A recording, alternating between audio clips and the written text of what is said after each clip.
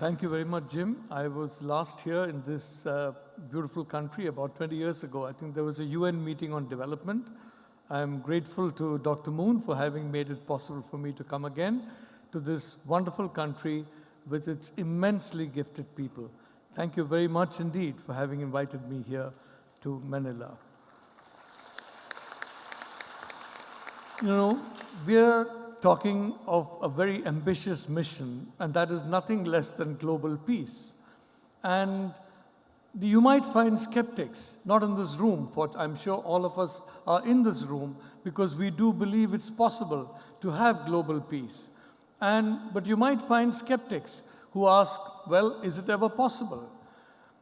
I took a very short flight to Manila relative to the flights that some of my other friends have taken, and that was from Taipei.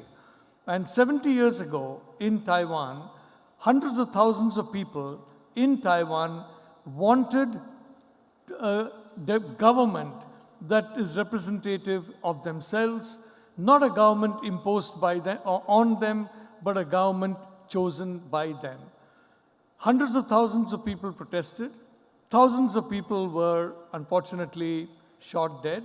Many more thousands were injured, and that was 70 years ago.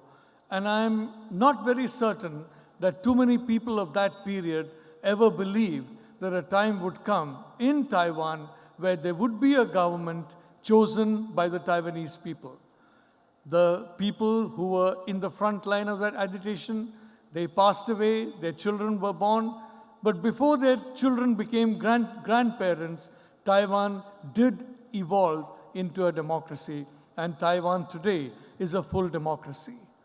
Why I'm saying this is the fact that sometimes impossible dreams, and I know my friend Preston here has had this dream of Korean unification for a very, very long time. He's not only in his dreams, but in his activity as well. He wants to make that dream a reality. The fact is that when you look at these histories, you will see that what you think is impossible today becomes commonplace tomorrow. Why? Why do I say that? You know, I come from a country that the same time as this incident took place, the 228 incident in Taiwan, 1947, my country became free. And don't forget, we were free after nearly 1,000 years of domination by powers external to us. 1,000 years is not a short time, ladies and gentlemen. Even for societies as ancient as Korea, as ancient as India, 1,000 years is not a short time. Our people were almost entirely illiterate. I mean, we had been left after these 1,000 years of hardly 6 or 7% could read and write. There were not too many Indians who could live to the age of 30 or 35. I'm not going to give you the statistics because you can look them up now at the click of a mouse. There were not too many children who could live to see the age of 3 or 4. And those who did live to see the age of 3 or 4 lived in terrible conditions. So this was a country illiterate, poor, disease-ridden, very underdeveloped, and small wonder that a lot of the great intellectual giants of that period said, the Indian people can never, ever adapt to democracy.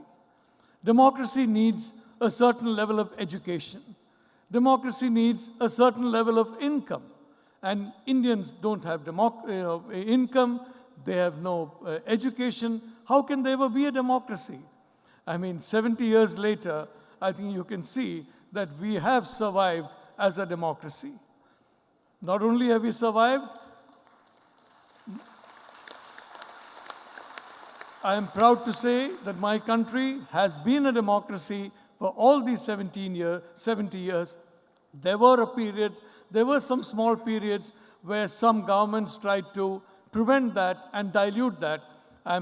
But those periods were met with resistance and the governments could not succeed. So what I'd like to say is, this goal that we are pursuing today, the goal of global peace, is not a goal which we should even think is difficult. It's difficult if we don't know the right path. It's difficult if we don't have the right strategy. But given the right path and the right strategy, it may not only be a very doable goal, it may also be, when we look back on it, how relatively easy to accomplish. Now, why is that? Now, we have in this hall today people from different parts of the globe, from the North, South, Central America, from the great continent of Africa, from the huge continent of Asia, Australia, from all over the world, people have come into this hall in the spirit which the distinguished former president of Guatemala was talking about, one people who have been born under the same God, as the pastor very movingly said in his invocation to this. Now, we have seen that. Even in this podium, we have people from all over the place. We have somebody from the world's most powerful democracy. We have somebody from the world's most populous democracy. And why is that? Why is it that we have this faith in democracy? The faith is because the principles of tolerance, the principles of compassion, the principles of beneficence, of mercy, these are principles that are basic to all theologies of the world. Whether you are a Hindu or a Christian or a Buddhist or you're Jewish or you're a Muslim, these principles are fundamental to your theology. It's a different matter, unfortunately, that we claim sometimes as individuals to follow our theology and we break it by going away from these core principles. But if we remember these principles, if we remember who we are, if you remember what we came from, as this conference, for example, is helping us to remember, I think we can go forward in this quest, because there is absolutely no doubt, in my mind at least, that one of the important reasons why I feel confident that we can have global peace is that the footprint of democracy has spread across the world. It's not only my country, it's the Philippines, it's Korea, it's so many other countries in the world, it's so many great countries in Africa, so many great countries in South America, in Asia, in Central America, that have liberated themselves and that have become democratic, and where you have rule elected by the people. You have this wave of democracy and freedom that has swept across the globe in the decades just past. And I don't think it is accidental. It is not accidental because today, technology, in the past sometimes, technology has been used to enslave. In the past, technology has been used to control. And I'm sorry to say, in some places, technology is still being used to control. Technology is still being used, in a sense, to enslave. But overall, it's an extremely liberating event that has taken place, the growth of technology. About some years ago, about 3 years ago, in fact, I went to a village near Bombay, a village about 100 kilometers from Bombay. Bombay, as you know, is a very large city. It's called Mumbai now, but I'm using the old word Bombay. And I found that a philanthropist had given laptops to school children who came from one of the poorest communities in that village. It was a very poor village. And even in that poor village, you had the poorest of the poor. And the poorest of the poor had been given laptops 6 months earlier by some philanthropists.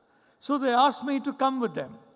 And they took along a sociologist from a very developed country in Europe. So myself, the sociologist, and the philanthropist, we went to this village. And what did we see? We see these young children from the poorest of the poor backgrounds, children who have, some of them have never seen an automobile in their lives, talking on the internet to friends in Europe, friends in the United States, friends in Africa, friends across the world, behaving as young children do in Europe, in Africa, in Asia, throughout the world. Now, my European friend, the sociologist, is not very happy. The sociologist said, what is all this? They are wasting their time on Facebook. They are wasting their time in chat rooms. They should be looking at ways of improving their agriculture. They should be ways of improving other things. And some of them are horror of horrors, learning Bollywood songs, Hollywood music. This is terrible. They shouldn't be learning these songs. These are not for them. Well, I'm sorry to say, I think my European friend got it wrong. these were very much for them. These are children, these are small children, and they are the same small children where they come from a desperately poor village in India or an extremely wealthy part of Seoul. And I know there are some very, very wealthy parts of Seoul. Some of them have been commemorated in music, which has gone and flown all across the world. So those children gave me the courage, for example, to come here and say, yes, your vision, the vision which Preston told me about the Korean vision of thousands of years ago, that we are all one from the single race. The vision that is taught by scientists. Now, yes, I am the vice chair of the Manipal Advanced Research Group, despite having no grounding whatsoever in science. I think that's probably why they chose me. They needed a non-scientist for balance and for, completeness. But we all know that all of us in this room, we originated in the great continent of Africa. We all know that. We all know that we came from the same DNA.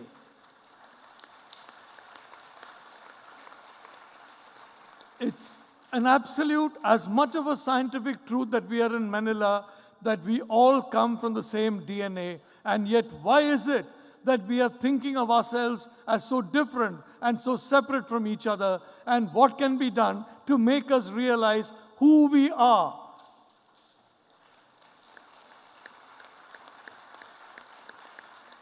I am grateful to the organizers of this conference for telling us who we are. And who we are is that great ancient Korean saying, I'm sorry if I pronounce it wrong, Hongkik Ingan. I know my Mumbai pronunciation is terrible.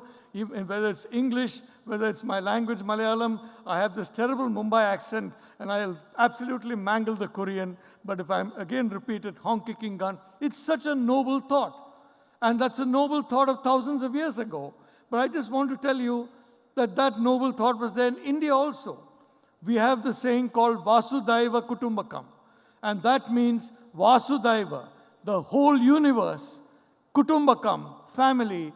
It's not only the earth, it's not only the globe, the entire universe is one family. So tomorrow,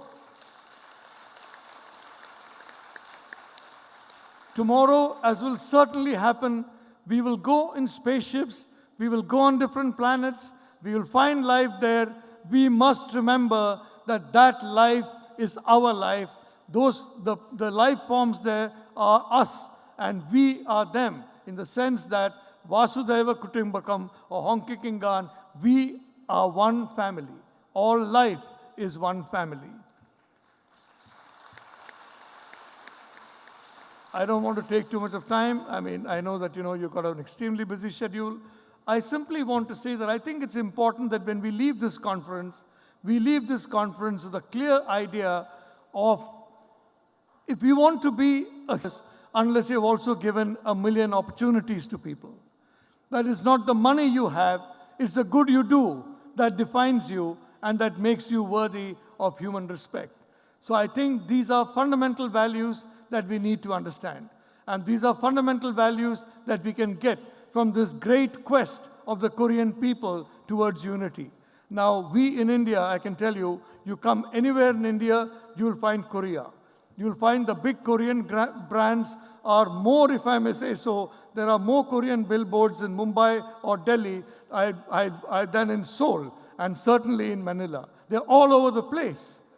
And as the legislators very correctly said, a very poor country, a country devastated by war, a country devastated by external domination, stood up and has become an immensely developed part. Sadly, only half of it, but certainly, I would say, the whole of it in not the very far future. I want to just end by saying, once again, I'm grateful for us that I'm here, and I'm grateful to be allowed to speak here. I simply want to say, let us acknowledge that what God has given us, the fact that He has made us human, the fact that He has brought us to life, means that God expects from us a duty. And that duty is to treat human beings as human beings and to accept the fundamental truth that humanity is one. Thank you.